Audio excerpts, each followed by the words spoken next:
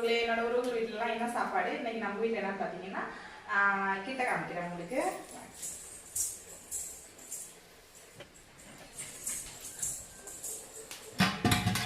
இங்கே பாருங்க உறவுகளே, சோறு, அதுக்கப்புறம் வந்து கொத்தரங்காய் பொரியல், அப்புறம் வந்து என்னன்னு பார்த்தீங்கன்னா சாம்பார், மாங்காய், முள்ளங்கி, வெண்டைக்காய், பச்சை மிளகாய் எல்லாம் சேர்ந்து சாம்பார். அப்புறம் வந்து ரசம் வைக்கணும் ஒரு வகை, நான் ரசம் வைக்கல.